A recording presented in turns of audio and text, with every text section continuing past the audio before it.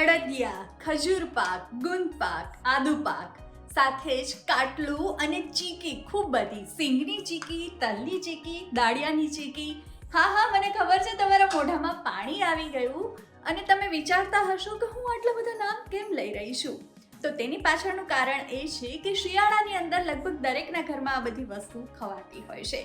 ખરું ને? તમારા ઘરમાં પણ અત્યારે તમે મન ભરીને ખાતા હશો.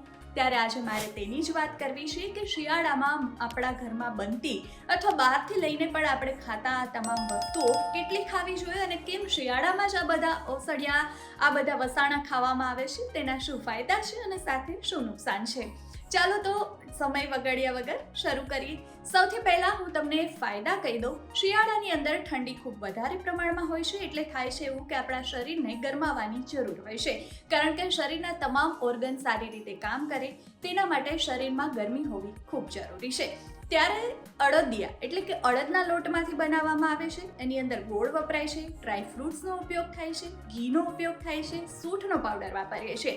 ગુંદ પાકમાં ગુંદ, અડદિયામાં પણ આપણે ગુંદ વાપરીએ છીએ. આદુ પાકમાં આદુ અને ગુંદ ઘણા લોકો વાપરતા હોય છે. ખજૂર પાક બનતો હોય તેની અંદર ખજૂર વપરાતો હોય છે, સાથે જ તેમાં ડ્રાય ફ્રૂટ્સ પણ વાપરતા હોઈએ છીએ. ઘણા લોકો ઘી પણ નાખે છે. કાટલું પણ ઘણા ઘરોમાં બનતું હોય છે, જેની અંદર પણ ગંઠોડાના પાવડર સહિતના અલગ અલગ પાવડર હોય છે. સૂંઠનો પાવડરનો ઉપયોગ થતો હોય છે. ચીકી તલની, સિંગની, દાળિયાની અને એમાં પણ ગોળ વપરાતો હોય છે.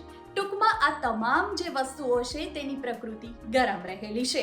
એટલા માટે તમે જો આવી વસ્તુઓ ખાવ છો તો તમારા શરીરને ગરમાવો મળે છે, એટલે શરીરના ઓર્ગન સારી રીતે કામ કરે છે અને પ્રમાણમાં ઠંડી પણ ઓછી લાગે છે, ઇમ્યુનિટી પણ બૂસ્ટ થાય છે, એટલે આપણે વારંવાર બીમાર નથી પડતા. કારણ કે શિયાળામાં સૂર્યપ્રકાશ ઓછો મળતો હોય છે અને પરિણામે આપણી ઇમ્યુનિટી ડાઉન થઈ જતી હોય છે. ત્યારે જો આ બધા પ્રકારની વસ્તુઓ ખાવામાં આવે ને તો ઇમ્યુનિટીનું પ્રમાણ સારું રહે છે. હવે તમે એવું ના કરતા કે મેં કહ્યું આટલા બધા ફાયદા એટલે તમે આજથી જ ખાવાનું શરૂ કરી દો, કારણ કે આનાથી વાળ પણ સારા થાય છે, સ્કિન પણ સારી થાય છે. જી હા, બરાબર સાંભળ્યું તમે. અને સાથે હાડકાં પણ મજબૂત થાય છે ને એટલા માટે જ ગુંદનો ઉપયોગ શિયાળામાં મેક્સિમમ કરવો જોઈએ. પરંતુ જો તમે વધારે પ્રમાણમાં આ તમામ વસ્તુઓ ખાવા માંડશો તો થશે એવું, સૌથી પહેલાં તો તમારું વજન વધવા માંડશે, કારણ કે આની અંદર ગોળ, ઘી સહિતની વસ્તુઓ ભરપૂર પ્રમાણમાં વપરાતી હોય છે. એટલે મારી એક અપીલ એ છે કે જે પણ લોકો ઘરે બનાવે, ખજૂર પાકમાં તમે બિલકુલ ઘીના ઉપયોગ વગર બનાવી શકો છો. ગુંદ પાકમાં તો તમે ખજૂર અને ગુંદ અને ડ્રાયફ્રૂટ નાખશો તો તમારે ઘીનો ઉપયોગ નહીં કરવો પડે, ગોળની પણ જરૂર નથી. એ જ રીતે જે આદુ પાક છે એની અંદર પણ તમે મીઠા માટે ખજૂરનો ઉપયોગ કરી શકો છો. સાથે જ જો તમે ઘી વાપરો છો, ગોળ વાપરો છો અને બને ત્યાં સુધી ખાંડ, હું તો એવું કહીશ કે અવોઇડ કરજો. તો પણ તમે લિમિટેડ ક્વોન્ટિટીમાં વાપરો, ખાલી એના બાઇડિંગ માટે. જેથી કરીને શું થશે કે મેક્સિમમ ફાયદો થશે. અધરવાઇઝ એવું થશે કે બહુ બધું ઘી નાખેલું હશે તો ફેટ બોડીમાં વધી જશે અને શિયાળો પત્તા આપણો શેપ વિખાઈ જશે, એટલે કે વજન ઘણું બધું વધી જશે.